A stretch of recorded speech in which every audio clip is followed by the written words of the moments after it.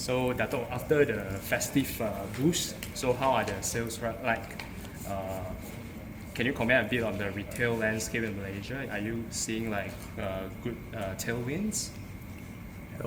Basically, Q1, we meant to talk about quarter one. Of course, quarter one with the Chinese New Year's, January are a bit strong. Of course, in the month of Feb, a bit slow down a bit, but eventually March, we can see another V-shaped rebound. So basically, we look overall the Q1 result, we are quite happy with this. Of course, the retail sentiment are still quite challenged, but of course, in our industry, are quite, I would say, quite lucky. We are in the essential business, and overall, we look at our Q1 numbers, we still have quite a strong growth compared to the last year's same period. So for this year, labor cost, electricity cost, rental hike, you are okay to comprehend this? For our focus point, mostly we are using 100% local. We don't have any foreign worker for our optical segment. But of course, in our F&B, we have a very small numbers, about less than 70 foreign workers. So in fact, the minimum wages are not really a big impact to focus point, as most of the staff, the salary are above 2,000. So with this new regulation, there will be not so much impact. But of course, in terms of cost of doing business, definitely will be slightly higher. So can we expect good results for Q1? Anyway, we are going to announce this coming evening. As I say, overall the Q1 numbers up to the management expectations. Yeah. So rental, in fact, it's actually a normal business. Yeah, rental is quite common. As you see, most of our branches were located in the shopping mall. That's quite common that every 3 years when there's a renewals, definitely there will be some raise on the rental. But at this junction, we're still able to nego and discuss with our long-term landlord, with our relationship. Yeah. So what's your new stores opening target for this year? In fact, this year we have a quite aggressive plan. In fact, Q1 we already opened about 3 to 4 stores. Right? Yeah. So in the pipeline, we have another few to come. And also, we are going to open in East Malaysia, in Bintulu. Bintulu, there will be our first outlet in Bintulu. Of course, we have a few outlets in Kuching, we're present in Kuching. And also, we have another new outlet that's going to open in Miri. As you see that we are quite focused now in the East Malaysia, that we think that there's a huge market, untapped market especially in Sarawak and Sabah. So that's the reason why this year we have at least a few projects that will be open in Sarawak. Yeah. How about your F&B side? F&B, for the time being, we are still very focused in Klang Valley. We are very small. We have about 16 outlets, and because both our center kitchen are located in Kota Damansara. So for the time being, for the short term, we have no plan to bring our F&B business outside Klang Valley. So basically, there's still plenty of opportunity, plenty of location that we can explore in Klang Valley. So the B2B program with the centralized kitchen utilization rate, is it optimal now? No, actually, in fact, our center kitchen 2, CK2, we still have some capacity. And of course, now we are working very hard to recruit more corporate clients.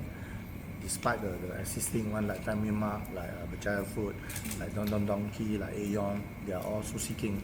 They are all our existing customers. So we are also exploring with some new operators, especially in coffee chain. As you see now, there's a lot of new players in the market. So we also try to contact them to see whether we can supply some of the products to them. How about airlines? Airline for the time being, no. As you see that 2 years ago that Mars Airline entered a contract with us, but end up there's no orders. So we have not renewed a new contract because the contract was expired back to December last year. Yeah. So you mean the contract is still ongoing? No, contract is expired. Expired. Yeah. The Mars is expired. Yeah. But there was no orders. There's no orders for the last 2 years. How about the frozen yogurt venture? So far, we have one outlet in Mid Valley. It's still very new business to us, so we still need some time to improve, in terms of the quality, the marketing. So we still monitor. So far, we have no plan for any expansion. Yeah. Just want to ask, right? You previously mentioned that in 2025 you plan to open 8 to 10 new outlets for the optical segment. Of course, you just opened 200 stores recently. So it will be exceed the 8 to 10 target, or because you say aggressive plans. So as I mentioned, Q1, in fact, we already opened a few locations. We have opened in Aeon Taman Maluli. We have opened in this Mayang Mall. Also, we are open in Karamusin in this Sabah, KK, and also last month we opened our 200 outlet at this IOI Damansara. And last week also we have just opened another one in Penang, in Sunway Carnival. Okay. So you can see the last 5 months we are quite aggressive. There's almost about more than 5 outlets have been opened. So in the pipeline we still have another few to go in the third and fourth quarter. Right.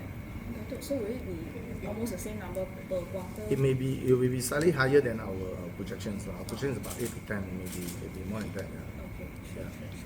The one that you mentioned that you're going to open the very first in East Malaysia, and also you're going to do some untapped, there's an untapped market there. So what kind of stores are we looking at? What's the type? Like you have a lot of types of stores. Yeah. So The one in this Bintulu that I mentioned will be the Focus Point concept store. It's quite a big store. It's almost close to 1,500 square feet. So it will be the concept store concepts. And this will be our first concept store, Focus Point concept in East Malaysia. This will be the first one. Of course, we have one in Sabah, in KK. Yeah. So going forward, you'll also be opening similar stores, or will you be going through the whole range? No, as you see now, Focus Point we have a Focus Point, we have signatures, like we have a Focus Point concept store, and of course these are three main brand that we are expanding. As also you can see that we have relocated our Focus Point signature in Mid Valley about 2 months ago to even prime locations.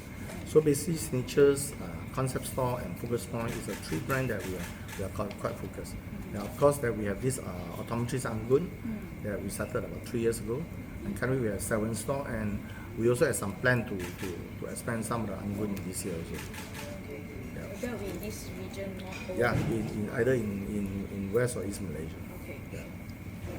I just want to touch a bit on the corporate program with the optical corporate program. So are you like focusing on this strategy more? How much is the breakdown, corporate versus retail? Yeah. In fact, this is a very important segment for us. We started this corporate business back to about 8-9 years ago. And you can see the last 3 years, the numbers were really a big growth and big spike. I mean, even compare last year, even 2024 numbers and 23, you can see we have a very strong double-digit growth. And up to date, we have working with third-party administrator, TPA, either TPA or we go direct with the company. So far there's a total about more than 700 companies is under our corporate customer scheme. So you can see now ESG is part of a very important segment for a lot of companies. So now optical benefit became one of the norm for a lot of companies. So they are giving, despite the dental and medical, so optical allowance, now a lot of companies are providing this benefit to their employees. So indirect they will benefit us. And you see that in terms of the corporate sales, the growth are really a fantastic numbers, I would say. Yeah. You can see even about Q4 last year. We have reported the corporate sales also has spiked big numbers there. Would you be able to give a breakdown like how much this contribute to the optical? Okay, in terms of the total business are still below 20%, but we find that there is a big opportunity to grow further. As you see that now we are working with all the TPA, third-party administrators, and all the third-party administrators, they are recruiting their client on monthly basis. So every month we can see some new customer on board, and a lot of time they won't inform us on TPA until the company employee, when they walk into Focus Point to ask for a pair of glasses, then everything will be online. So only we found that that's why every month in terms of number of companies keep increasing. Like just a good example, in 2024 I think we are below 500, and today we are about 700 over companies that we need to serve about almost 700 over companies. And out of these, some are even we are the exclusive basis. Exclusive means that you like it or not, their employee might come to Focus Point because we are their exclusive partners also for the panel opticians. Yeah. So is there any long-term KPI for this segment to grow to a certain percentage? Definitely, we are still very focused, and we have a department set up just to focus on this. We do a lot of marketing. We visit a lot of companies, and especially work with TPA. And I would say that we are the only company work with all the TPA in Malaysia. And you can see there's a few TPA. They are very aggressive on recruiting customers. So it's a very important segment, and you can always see that the number always reflect in the Q4. But a lot of time, all these corporate customers, their clients mostly they will come in the last minutes. Normally November, December is a peak, or either early of the year, first quarter. So normally third and fourth quarter is slow down, but overall we can see this year the number will be a double-digit growth again. a strong double-digit growth, I would say. So contribution from corporate segment for your optical side will definitely way surpass contribution from retail side. Yeah. Of course, retail are still much bigger. I mean, we have the 200 outlets, but in terms of corporate sale, we can see the numbers are growing steady. Has it surpassed or will it be surpassed? The sales, in terms of sales, corporate and retail? Oh no, definitely retail are still much bigger. But as I mentioned just now, the total retail business, corporate is really almost close to about 20%. Retail is, of course, the other chunk of it. Sure. Just want to ask, on the F&B segment, because we just returned to profitability in FY24, so what is the group's plan to ensure that it remains so for the next FY? Definitely, F&B business are very different compared to optical business. And in F&B business, we are still very small. I mean, last year we hit almost close to about 40 million turnover. We are still very focused. We are still looking for opportunity. As you see now, we have two channels, business B2B and B2C. Where B2B is our corporate sales. And we are still working very hard to recruit more customers. And of course, we want to work with those big players. And on retail also, last year we opened about 2 to 3 outlets. And this year we are still looking, as long as there's a prime location, we are still definitely will open. Komugi, you already have presence in Philippines and Brunei overseas, right? No, we only in Philippines. Philippines, right? Only in Philippines. This is under master franchise. So only one store there? No. They have more than 20 stores. 20 stores. So is there any other countries that you're looking at, any opportunities in the space? Of course, not at the time being. Outside Malaysia, so far we only in Philippines. We used to be in Brunei, but have been terminated. They are not comply a lot of things. So basically now it's only Philippines. Dato', do you foresee an increase in Sight Savers franchise? Yes. We started this program last year, 2024. So far we have 4 stores. And this program actually works hand in hand with the Penas, our second largest shareholders. They fund our Bumiputera. So far out of 4 stores, the 1 store was funded by Penas. And this year definitely we have another few to go. And this Sight Saver is a franchise concept that we open outside the shopping mall. So basically in a street shop. Yes, the current 4 stores is all outside the and you see most of the focus point 80-90% were located in the shopping mall. And this Sight Saver was created and also we give a very full support and strong support to our franchising. Even we absorb some of the capex on the renovations. So basically this to groom our existing, but mostly this concept we only open for our internal employees. So far we are not really open for investors. And the operator has to be a qualified ECP, they have to be a qualified optometrist or opticians. And then this is also part of our career path that we design. And today, you see, in Focus Point, we even have a study loan for the optometry students. We provide scholarship also for UCAM optometrists. And basically, when all these fresh grads, when they join us, we provide them internal training, management training. And once they are ready, they can explore to set up their own practice. So it will be through these franchise programs. Sorry, Doctor, just to trace back to the F&B thing again. So, because last time the group has guided that you want a balance 50-50 split between corporate and retail. So, is it still the case? Now are still quite close. I would say both are as average. We hit about 40 million. I would say average about more 50-50 for the time being. But we'll maintain like this. It depends. Yeah. So the centralized kitchen one already fully... CK1 is full, but CK2 we still have some capacity. Especially some of the division, we are still under 1 shift now. In fact, we can go for 3 shifts now. Sorry, Doctor, just on the Happy Yogurt outlet thing, right? So how big do you envision this yogurt chain to grow into? No, as you see that this is a very new brand for us. We started almost about a year. But we found that the store are still not up to our expectations in terms of, I think there's still much room to improve, especially in terms of the concept, quality, the marketing especially now we only have 1 store, so we don't have an economic skill on terms of purchasing, procurement, all this. So we are still monitored, still very new. So we have to expand cautiously on this. I see. But when in addition with other competitors like Eyewear or something, so what's the unique edge that you probably would have against those? Definitely, they are all pioneers in the market. You see, we only have 1 outlet, And of course, it's a homegrown brand. It is not franchise, so our advantage is in terms of cost. We have some saving. So we still monitor lah. In fact, the Mid Valley is our first outlet, and the location is very prime. But of course, this business is not it's quite challenging also. There's a lot of players, so we still monitoring, and for the time being, we still have no plan for the second outlet yet. With sales from the first outlet doing well? Not up to our expectations. That's why we find that because it's a new brand, in fact our product quality are quite good from the response from the consumers. Just because it's a very brand new brand, so I think we need some time to ramp build up. that brand. Yeah. For with the MDA ban the online sales of the optical rewards and the contactless, would this help to your business? Definitely, because if you look at the online business, especially on contactless business, today when you log into Lazada, you can see many players, and in fact the volume is very big, the value is very big. But you see this MDA have made a statement last month. So basically, we are waiting the Ministry, the authority to take the enforcement. But you look at the overall, I think it's a very good move, as buying online is a very high risk actually.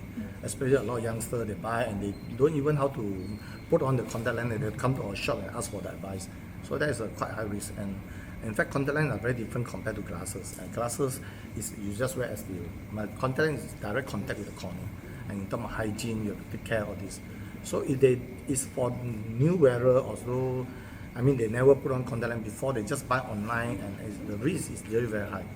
Because in fact, contact lens, when you walk into focus point, we need a lot of equipment to make sure that your eye are proper examined and proper prescribed. Especially contact also got the base curve.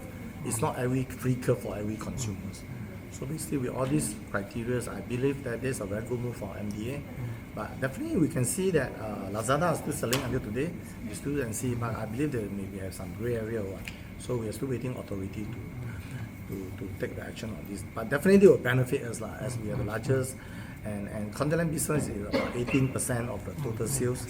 And we foresee that once this online business is banned, definitely we will enjoy some of the business from the back. And I thought just on the 18% is the net up of total revenue or just the optical revenues? Contact business, I'm talking about total revenues. So it's about 17-18% for under contact business. Yeah. And there's quite a huge numbers as we hit about 200 million sales. So contact business also about 20-30 million sales. Datuk, so how is the Excel View Eye Specialist Center doing? How many cases have been so far? So this our center. We only have one center. This is 20 over years already. So we have no plan for expansions. So we still keep this center in Mid Valley. So basically, they perform LASIK and cataract both. Yeah. So okay, it's a profitable business, but small profit.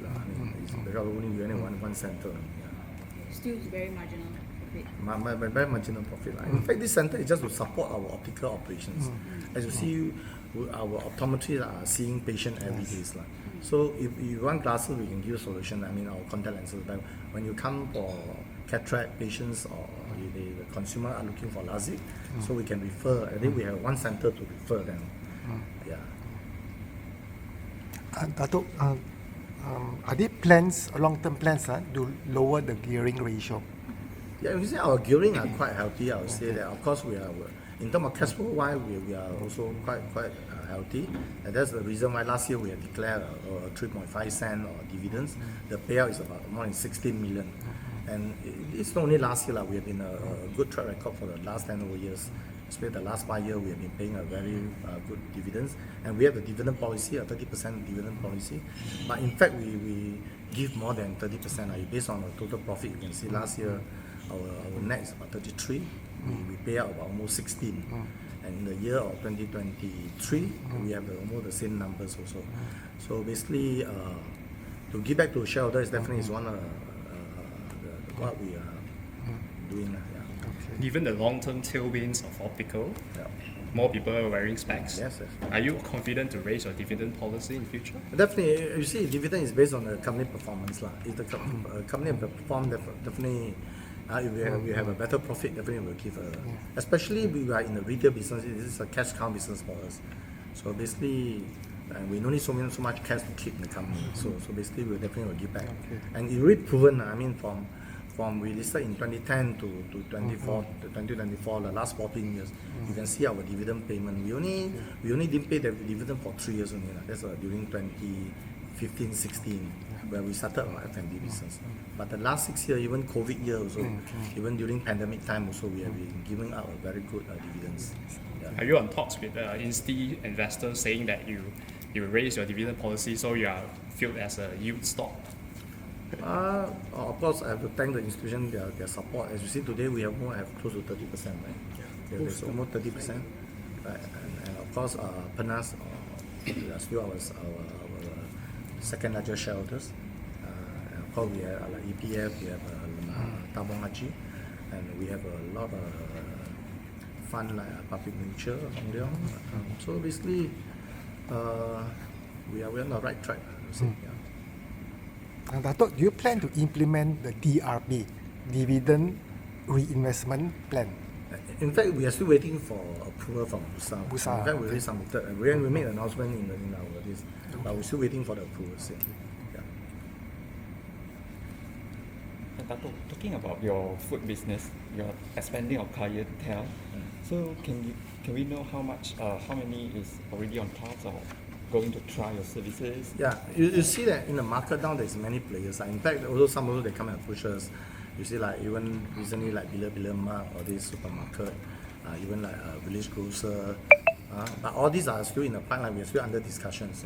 But hopefully we are able to supply to them. Also even like Juice Cafe also we are talking to them also. Yeah. And you see now in the market there's a F&B there's a lot of new players in town and everyone is here. So basically they don't produce all these products. So we will be the good partners. Because most of these even a coffee operator they don't have the center kitchen to produce all this like pastry or bakery. So we believe that there's an opportunity. By looking at Malaysia, the last 2 years you can see the coffee industry are really booming. And all players are here already and looking from China is here. Even local players like GG are very aggressive. Juice have more than 500 outlets already. So we believe that there's an opportunity. Once we really can close the deal, then it will be like Family Mart. I would say Family Mart today they have about 400 outlets and also we supply to them almost close to about 16 to 18 SKU depend on season. So basically we want this type of clients. That we can work together and grow the business. So basically you ask me, in fact B2B for us is very important. We are still very focused. Of course, we have B2C, but B2B definitely will be a much easier business you compare because you compare B2C, definitely we still need to manage because the retail outlet, we need to manage a lot of operation issues, wastages, all this. But when we talk B2B, it will be more straightforward business. Yeah. Because of your central kitchen haven't fully utilized, right? So based on the empty capacity, how much actually that can generate in terms of the revenue? No, we easily can see CK2 we still have about 30, at least 30-40%. Yeah, as I mentioned, some division we can drag to even to a more straight. Today we only have only one shift. Yeah. So if you gear up to full capacity, how much you can actually generate more? Often I don't have numbers. Definitely now we are recruiting more customers. Is one, we meet the 80-90 capacity, then we have to look for the third central kitchen to expand our third central kitchen, but not for the time being, unless we are able to close some of the contract with new players. Yeah. And also the last week we have bought in some of the semi-auto in order to speed up and also to more productive in our central kitchen. So some of the process we have changed to semi-auto. Yeah, we have bought in some of the equipment from Japan to help to increase the capacity also. Of the central kitchen. Yeah. And given the minimum we just implemented on February, is there any impact to your A small impact on my F&B business, as I mentioned, we have about 60 over foreign workers. Where foreign worker previously we are paying 1,005 minimum wage, now we have to raise to 1,007. But anyway, all this group of foreign workers will be with us for almost 2 years, more than 2 years. They are considered skilled foreign workers. And in fact, even without this, also we already start to plan to raise their salary. Because when they joined us about two years ago, their salary is 1,005. That's the minimum wages. But now they are all, I would say mostly they are all quite well trained. And those stay back one are quite a good worker for us. So basically, this 1,500 to 1,700, there's not so much impact. In fact, internal also we have planned to raise their salary rate. Yeah. So just in line with this. Yeah. But electricity cost-wise, any major impact? Yeah, of course, electricity, but it's quite a small impact. Definitely, you ask me, definitely you compare last year's same period, definitely the charges are slightly higher. Yeah. But still manageable. Still manageable. Yeah. Can you pass on these costs raising of ASP? So far we didn't, because our price was adjusted once in 2023. So last year we didn't do any adjustment. So we had no plan, because even recently the ingredient costs were more stable compared 2 years ago. Because after COVID, you can see there's quite a up on, and this will be more stable. And even some ingredients have go down the price. So overall, we are still quite happy with the margin. So we have no plan, because the industry is also very competitive. So we cannot simply raise up the price. We also have to stay competitive with our pricing, our product, our quality, all this. Yeah. So we cannot simply just raise, because it's very sensitive sometimes. Yeah. Doctor, so if you were to define your operating outlook this year, what would you say? Optimistic? We are still very optimistic. I would say, again, I say optical business is an essential business, and you know that now myopia is growing strongly, especially the children's. And previously it's Chinese populations because of the genetics. But today you can see even our Muslim friends, Muslim children, their myopia is getting, it's mainly because the lifestyle. You can see now the gadget, all these are very common, iPad, iPhone, games. So we can see that population is growing, all the children myopia is getting worse. And definitely these are our future customers. That's why we started this myopia management, these procedures to help children to slow down the increase of myopia. So we are working with a few world largest lenses suppliers on this myopia control management. So on the other hand, you can see this country also aging. So aging means that presbyopia. Presbyopia means that reading problems. So you like it or not, when you have a reading problem, you have to come to optical shop to look for her glasses. So we look at these two segments are growing. And of course, on the middle one, still a lot of people still need glasses. Yeah. So overall, we are quite positive. Yeah. And that's the reason why we are still expanding, and also there's still room for us to expand. And also the reason why we have created the new brand like Anggun. Because basically focus point was almost everywhere. That's why we hope that Anggun can play as a second brand to tap some of the untapped market overall. Yeah. Do you have any revenue or earnings target this year or any year? Definitely we have to do better. You see, every year we need to improve. You look at my 24 and 23 numbers, and in terms of top line, we also grew a lot.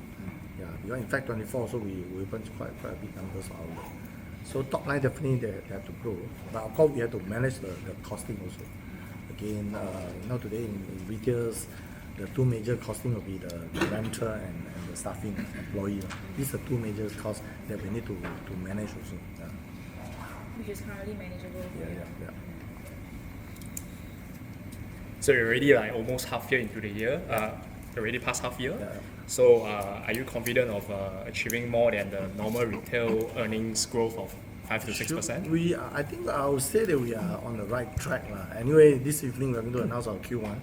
And I believe that after we announce that, okay. I'll say overall. Yeah. And also, we believe that our brand plays some role. The last 2 years, we have been really very focused, especially on the roadshow, the 360 at one primary eye care.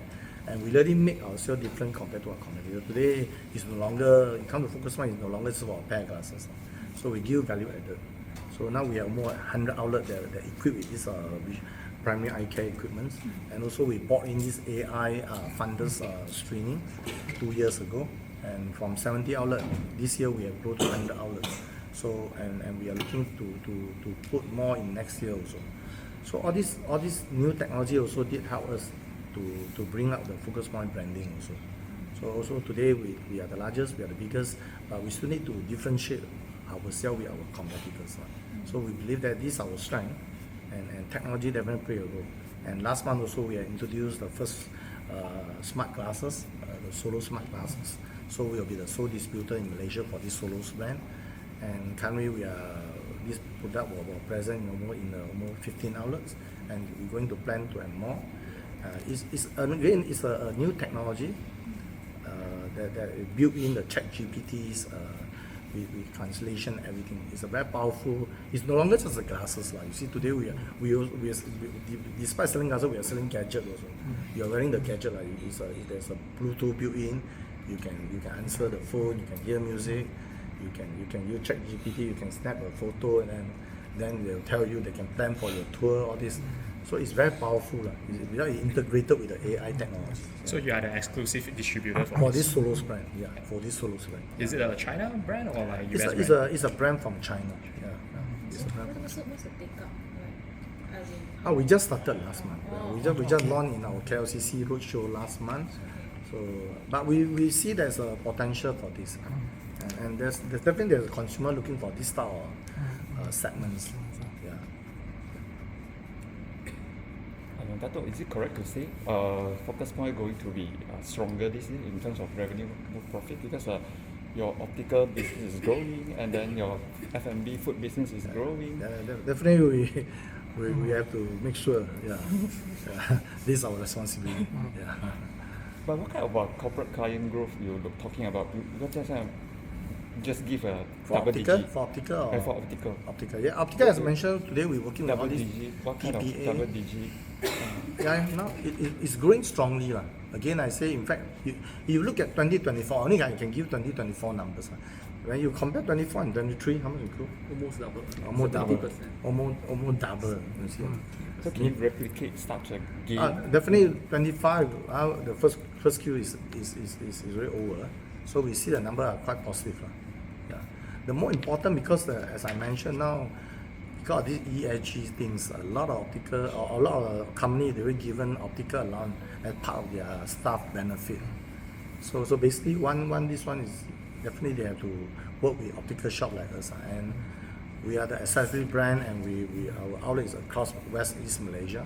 So it's very convenient to a lot of big corporate. That's why, especially when they have operation in all Malaysia. So easier for their employee to reach us also. You can see us in Kedah, you can see in JB, in Sabah, in Sarawak, any place. Yeah. Dato', what's the top selling eyewear? Will it be eyeglasses, contact lens, sunglasses? So our segment, the biggest still is a precision glasses. Precision Precision glasses mean frame plus lenses. glasses, That one we take out almost more than 50%. More than 50%. Yeah, more than 50%. As I mentioned, contact lens will take about 18%, and then we have sunglasses another 20%. Yeah. Sunglasses. Yeah. And of course the margin, of course the precision glasses generate the higher margin. Yeah. Contact lens margins are much lower, but contact lens are recurring. Especially now, majority of contact are disposable lenses. So disposable means either monthly or daily. So consumer are recurring, they have to come back and purchase. Not like glasses, maybe sometimes they only come back once a year. But contact lens is a recurring because it's disposables. Yeah. Do Malaysians prefer daily wear or weekly wear?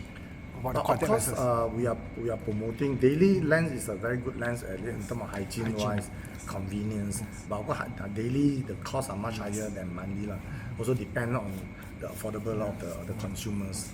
Yeah, but we can see daily segment is growing. So we are working with the largest like QView, Alcon. So this segment also we are very focused. Not only the daily segment but also on the specialty lens. And today contact lenses you can see that they even can collect astigmatism. We call toric lenses. Those days we don't have so you have to compromise. So even today the contact lens also they can collect progressive multifocal. So we can for you to read far and near. Yeah. But those days they don't have this technology is only for far. When you come to near you need another glasses. But now with this specialty lens, all this is very soft. So technology is moving very fast, and also contact lens is a very important business, I would say, in the market for more than 30 over years already. And you see now also a lot of wearers now they are almost turned into senior citizens. They are almost 50 or 50 plus. So with this progressive lens, so they can enjoy all this. So in a weakening US dollar environment, it's benefit to you, or you depend more on Chinese yuan? Of course, we still buy some from China. We are using US dollar as now ringgit strengthened. Definitely, our cost will have some saving, but not so much. I would say majority we still buy ringgit. Of course, we do import some of the house brand from China, from Korea. Some we still pay US dollars. So on that part, definitely we have some saving. And also we look at this now because of the US tariff, because the last few months, a lot of optical manufacturers, they are not able to export to US. So there will be some dumping stock here and there. So we have a better bargain power, I would say, that we can negotiate with our manufacturer that of course we give them volumes. As today with our size, we can give our volumes. So basically we maybe can enjoy a little bit here and there. But long term, US tariff are not really impact to us because we don't import a lot of product from US also. So basically there's not much impact on that. So can we say margin expansion coming soon in your bottom line? Hopefully. But you see, majority we still buy from because all these brands, they still have a direct office, regional office in Malaysia. So all these branded, like we talk about all the branded eyewear. So there's not so much, but that part was a majority. In terms of procurement, there's a majority. OEM, house brand are minority. That one is not so much. Sorry, just to ask, so you procure your eyewear mainly from China? Yeah, it's mainly our house brand, our own brand, yes. Yeah, China, some from Korea, majority from China. Okay, so just now you mentioned the 50, 18, 20%, that is in terms of revenue contribution to total group revenue, the sales? Yeah, that's talking segments, category, the product segments. Lenses and frame are easily more than 50%. In terms of sales? Yeah, in terms of sales, Datuk, does a Focus Point allocate a certain budget for R&D, say to the universities? No, we don't do straight R&D, but we are working closely with our manufacturer. So as you see, we have many outlets across Malaysia. So we collect some info, then normally we work with them, but we don't do direct R&D. R&D, okay.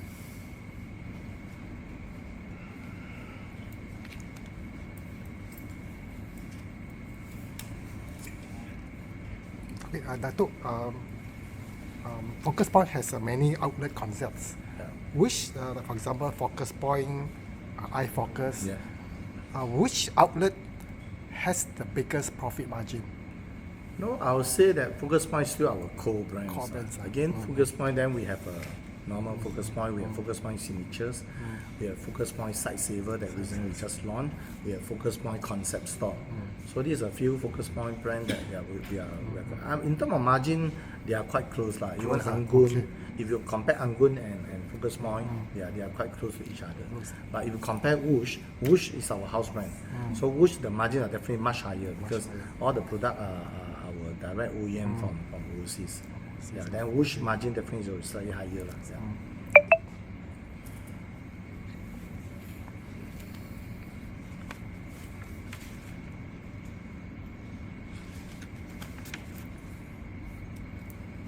Any others?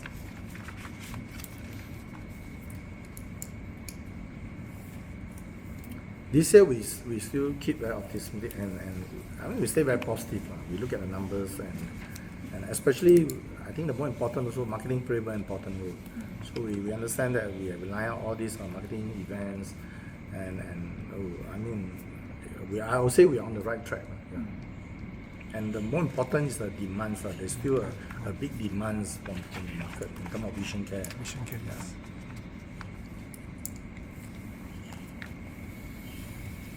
And also, Datuk, one question on sustainability.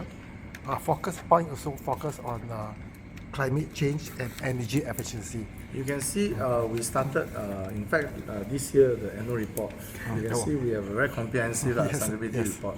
This is also thanks to we have set up a department, a sustainability department led by the chief officer. So you can see that we are really focused and we are very serious on this. And start from the normal, now when you walk into Focus Point, we don't serve you any bottle mineral water. Even in our headquarters, we don't serve all this. So we very serious take on it. And also we have ensure we remove all this plastic bag usage in Focus Point. We only use recycle bags. And also we have many plans. So you can see we are very comprehensive. More 40 pages. 40 pages, okay. And just to add also, because Bursa Malaysia with FTSE also, right, have also this ESG rating. Yes. So previous year we were out of the total maximum 4 star. Previously we were 2 stars, and and this year we have actually been upgraded to 3-star rating, 3 out of the maximum 4.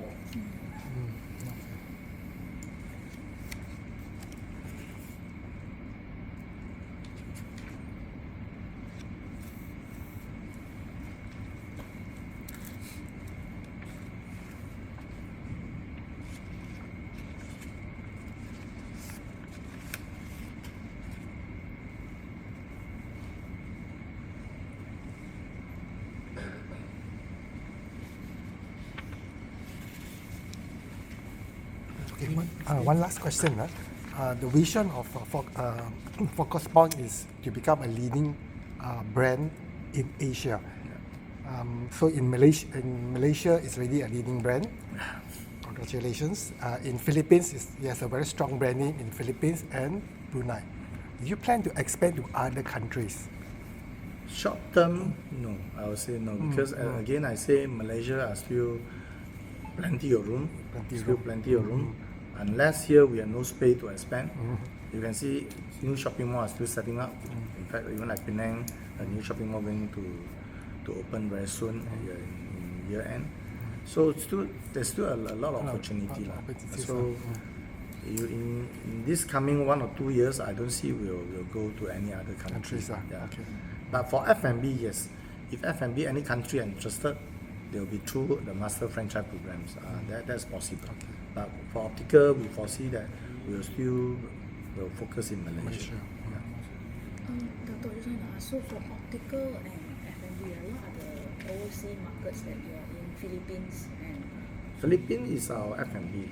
Then optical is in Brunei. I see. Yeah. So in the Philippines market, what is the market share of Focus Point? No, it's F&B business, not. Yeah, the F&B business. They are there almost 10 years. They started in 2014, 2015. Almost 10 years. They are quite aggressive. They have about 20 over store there. But in Philippines, it's under a brand called Komori. Yeah, but it's under same like Komori lah. Yeah. Is the competition there very tight for you? So far, my master franchise they did very well. In fact, next year will be their renewals lah, because our master franchise will be every 10 years. So next year will be their renewals. Yeah. Just to tidy up my notes, your market share of optical in Malaysia is? Officially, we don't have these numbers. You see, Malaysia got a few thousand optical shops. But of course, based on the GfK report, because as you see, GfK did some survey on the contact lens.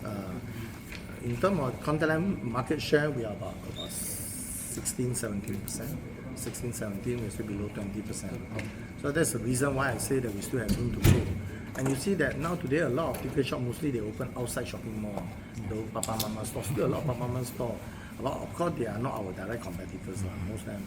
So basically, why we set up Sightsaver is to actually Sightsaver is mostly focused on outside. So that's an untapped market. Mostly our shop is in the shopping mall. We are more on premiums. Our target audience more on M to M40, T20s. So basically, there's still a mass market outside the shopping mall. So we find that there's still opportunity. That's why we hope that this Sightsaver can play some role in terms of this. 16 to 70% is the market share for contact lenses. That's for contact lenses. In Malaysia. Yeah. But what about prescription frames? Officially, I don't have these numbers, so I cannot really shout one number. I only can tell you that we are the largest, we are the biggest. And also, we are the only public company. So there's no number we can do any comparison.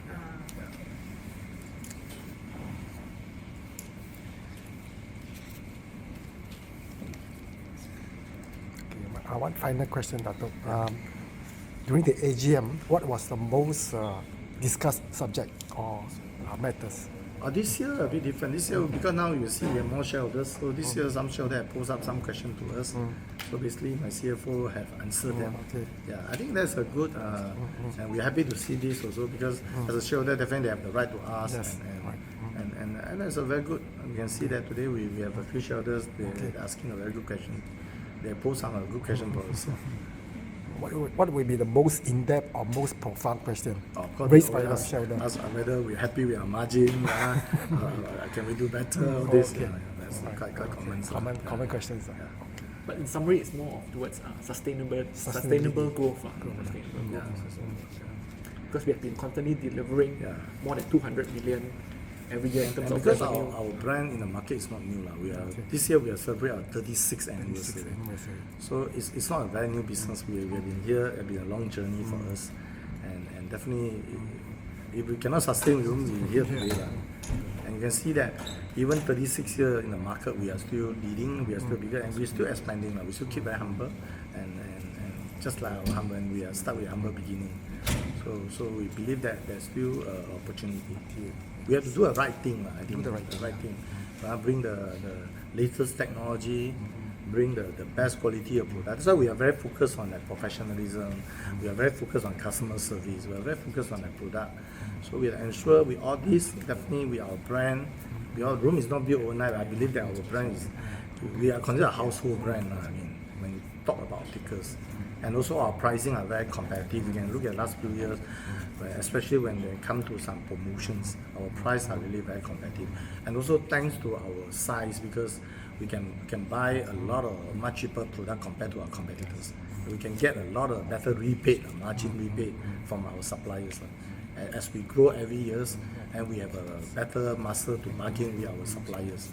So that's a beauty compare myself and those normal optical shop, where the price are very much different.